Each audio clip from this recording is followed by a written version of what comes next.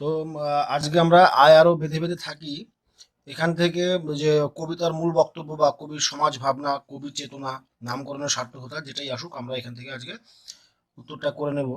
তো আহ, ভালো করে তোমরা দেখবে।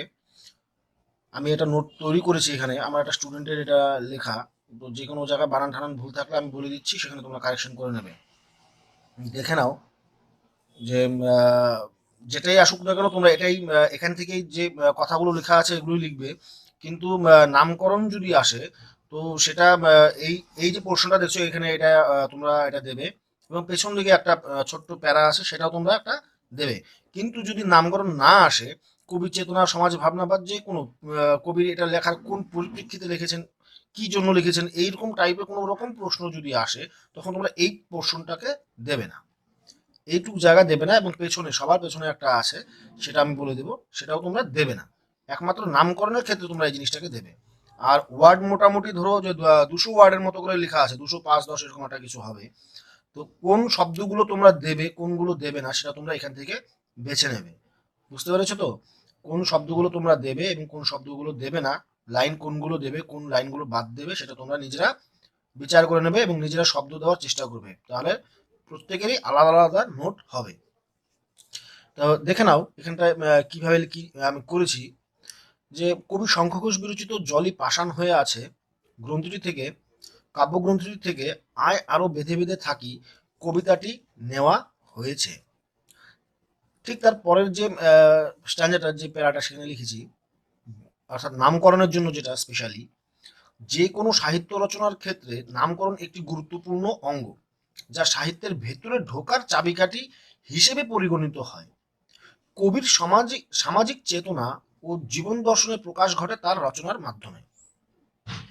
আলোচ্য কবিতায় কবি তৎকালীন অস্থির রাজনৈতিক, সামাজিক ও অর্থনৈতিক অবস্থার ছবি অঙ্কন করেছেন। এখানে কিন্তু কথাটা হবে না, ছবি অঙ্কন করেছেন। রাজনৈতিক ও সামাজিক ও অর্থনৈতিক অবস্থার ছবি অঙ্কন করেছেন। কবিকে সবথেকে বেশি ব্যথিত করেছে তৎকালীন সময়ের রাজনৈতিক রাজনৈতিক আদর্শহীনতা, দাঁড়ি, যুদ্ধ, দাঙ্গা, মারামারি, দুর্ঘটনা, সন্ত্রাস ও হানাহানি সমাজ জীবনকে করে তুলেছিল বিপর্যস্ত। আমি এর আগের দিন যখন কবিতাটা তোমাদেরকে পড়িয়েছিলাম, তোমরা তখন লক্ষ্য করেছিলে আমি বারবার করে বলছিলাম যে যে পরিস্থিতিতে কবি লিখেছিলেন, সবাই কি চাইতো, যে বিভিন্ন দেশ, আমরা যে তেল নিয়ে যে কুয়েত, আরব আমিরশাহী, এই যে পড়াশুনো করেছিলাম, ইরাক ইরান, এই যে পড়েছিলাম সেদিন, যে বলেছিলাম কথাগুলো, আমেরিকার যে পদক্ষেপ, তো এই যে জায়গাগুলোতে দেখলে তোমরা বুঝতে পারবে যে ছোট ওপরে সবসময় কে, যে বড় সে একটু প্রেশার দেওয়ার চেষ্টা করে, অর্থাৎ চাপ দেওয়ার চেষ্টা করে। তো সেক্ষেত্রে কি হবে, সেক্ষেত্রে হবে যুদ্ধ, হানাহানি, মারামারি, এই জিনিসগুলো হবে। তো সেরকমই হচ্ছিল এই তোমার মুসলিম ওই কান্ট্রিগুলোতে তেল নিয়ে। বেশি দিন আগের কথা নয়, 20-25 বছর আগেরকার কথা এগুলো। তো যুদ্ধটা কিন্তু লাস্ট যেটা হয়েছিল সেটা 2002-3-এর দিকে। আমি এক্সাক্ট তারিখটা বলতে পারছি না, ওরকম টাইমে হয়েছিল, যার জন্য শঙ্খ ঘোষ কিন্তু মেন ওটার উপর বেস করে এই কবিতাটা লিখেছিল। তো এখানে আমরা দেখতে পেলাম যে যুদ্ধ, দাঙ্গা, মারামারি, দুর্ঘটনা, সন্ত্রাস ও হানাহানি সমাজ জীবনকে করে তুলেছিল বিপর্যস্ত। শিশু হত্যার মতো ঘৃণ্য অপরাধ যেন নিত্য নৈমিত্তিক ঘটনা। তাহলে শিশু হত্যা, এটা একটা কি সাধারণ বিষয়ের মতো বিষয় হয়ে গেছিল ওই সময়। বা যে কোনো সময় তুমি যদি বলো, যুদ্ধের সময় কিন্তু গোলা বারুদ যখন পড়ে, তখন কিন্তু শিশু, বৃদ্ধ, মহিলা এগুলো দেখে পড়ে না। ওটা যেখানেই পড়ুক, সেখানে সে বৃদ্ধই থাকুক, শিশু থাকুক, সবাই মারা যায়। কবির কাছে যে শিশু হত্যার যে কথাটা বলা হয়েছে, উনি কিন্তু এই জিনিসটা লিখেছেন কি কারণে? কারণ নেক্সট যে জেনারেশন, অর্থাৎ পরবর্তী যে প্রজন্ম, সেটাকে কিন্তু হত্যা করা হচ্ছে।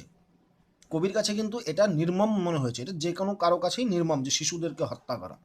তো সেটাও নাকি নিত্য নৈমিত্তিক ঘটনা, অর্থাৎ সাধারণ ঘটনা, কোনো ব্যাপারই নয়, এরকমটা মনে হয়েছিল কবির।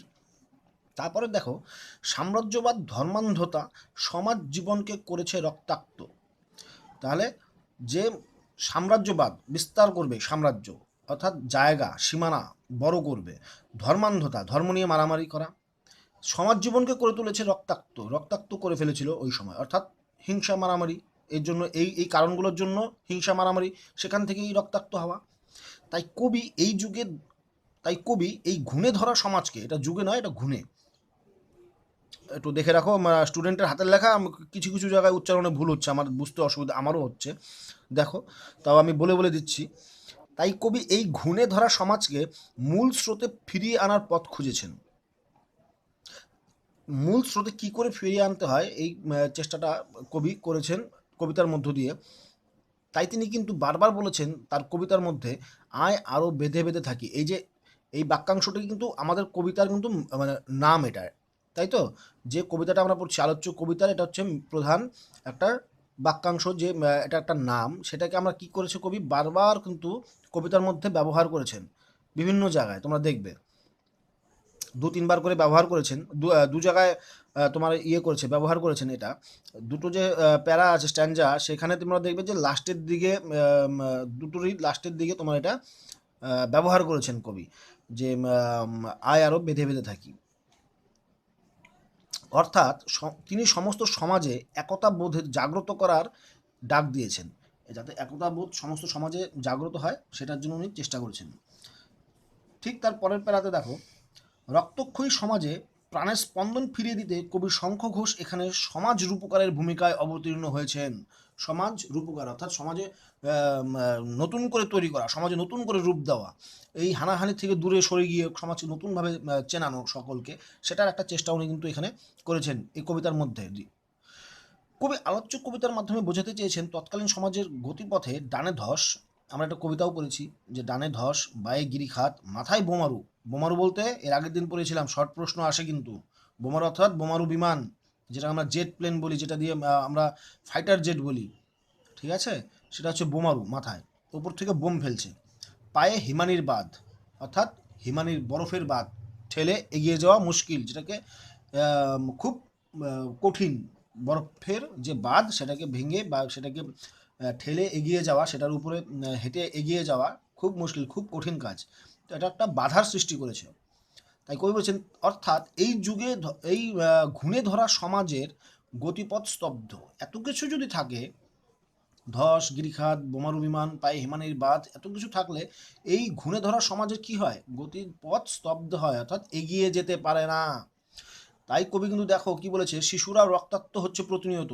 ঠিক এই কারণগুলোর জন্যই কিন্তু কবি ভীতি প্রকাশ করেছিলেন একটা জায়গায়, এবং তুমি দেখবে এটাও একটা প্রশ্ন আসে, এটারও অ্যান্সার আমি পরের ভিডিওতে করব, সেটা আমি পুরো লাইনটাই তুলে দিয়েছি তোমাদের, এটা পরীক্ষার হলে খাতাতে তোমরা না লিখলেও চলবে, লিখলে তো আরও ভালো, সেটা একদম বইয়ের লাইন। সেটা হচ্ছে গিয়ে, আমাদের শিশুদের সব ছড়ানো রয়েছে কাছে দূরে, এটা দিয়ে প্রশ্ন আসে, আমরাও তবে এইভাবে এ মুহূর্তে মরে যাব নাকি, এটাও কিন্তু একটা প্রশ্ন আসে। তো এটা আমি এখানে তুলে ধরেছি কেন, কারণ কবি কিন্তু এই শব্দগুলো বা এই পংক্তিগুলোর মাধ্যমে কি বোঝাতে চেয়েছেন, কবি ভীতি প্রকাশ করেছেন যে পরবর্তী প্রজন্ম ধ্বংসের মুখে, ঠিক আছে।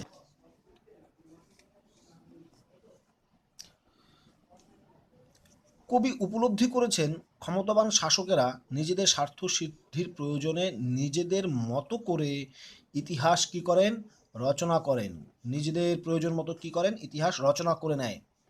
যারা শাসক থাকে তাদের স্বার্থ সিদ্ধির জন্য তারা এভাবে করে। আর সাধারণ মানুষ চিরকাল কি হয়, উপেক্ষিত হয়। যারা সাধারণ মানুষ তারা কোনো কিছুই এখান থেকে লাভ পায় না, তারা সবসময় উপেক্ষিত হয়। তাই কবি সেই সাধারণ দুর্বল মানুষদেরকে নিয়ে আত্মীয়তার সেতু বন্ধন তৈরি করতে চেয়েছেন, অর্থাৎ একতা বোধ, সবাই এক, মিলেমিশে একাকার হতে চেয়েছেন এবং নিজেদেরকে শক্তিশালী করতে চেয়েছেন। একতাই বল আমরা পড়েছি, তো সেটাই হচ্ছে কি, উনি একতা বোধের মাধ্যমে সকলকে নিয়ে শক্তিশালী হতে চেয়েছেন। কাদেরকে নিয়ে, যারা সাধারণ এবং দুর্বল, অত্যাচারিত নিপীড়িত মানুষ, একদম শেষের শ্রেণী যারা, তাদেরকে নিয়ে তিনি এই জিনিসটা করতে চেয়েছেন। অর্থাৎ সামাজিকভাবে কবি এখানে একতার ডাক দিয়েছেন। বুঝতে পেরেছো সবাই আশা করি। লাস্টে এটা দিয়েছি যে, তাই আলোচ্য কবিতাটি পর্যালোচনা করে কবিতাটির নামকরণ সার্থক বলেই মনে হয়েছে। এটা প্রথমেই বলেছিলাম যে তোমাদের যদি নামকরণের সার্থকতা আসে বা নামকরণ যে আসে, তাহলে প্রথমের যে ইয়েটা ছিল, প্যারাটা ছিল, সেটা দেবে এবং এটা দেবে। কিন্তু যদি নামকরণ না আসে, তাহলে তোমাদের এই পর্যন্তই অ্যান্সার লিখলে যথেষ্ট, তোমরা এটুকুই লিখবে, ঠিক আছে, এটুকুই লিখবে। আর যদি নামকরণটা আসে তাহলে এটা লিখবে, এই পর্যন্ত সামনেরটা সহ। আর আরেকটা কথা, সেটা হচ্ছে গিয়ে আরেকটা কথা হচ্ছে গিয়ে, এখানে দেখাচ্ছিলাম যে আহ, এই যে কবিতার যে অংশটা আমি তুলে ধরেছি, এটা তোমরা না দিলেও পারো। যদি তোমাদের মুখস্থ হয় বা তোমাদের মনে হয় যে না আমি 4 নম্বরে এসছে তো আমি 120, 25, 30 ওয়ার্ডের মধ্যে লিখবো, তাহলে বিভিন্ন জায়গায় যে শব্দগুলো আছে, লাইন আছে, কিছু লাইন তুমি বাদ দিতে পারো। দিয়ে যদি তোমার মনে হয় এটা তুমি দিতে পারবে, তাহলে তুমি এটা দেবে, কারণ এটা দিলে পরে আর একটু ভালো হবে। নোটের যে মান, তোমার যে লেখার যে মানটা সেটা একটু বৃদ্ধিপ্রাপ্ত হবে। তো তোমরা এটা দিতে পারো।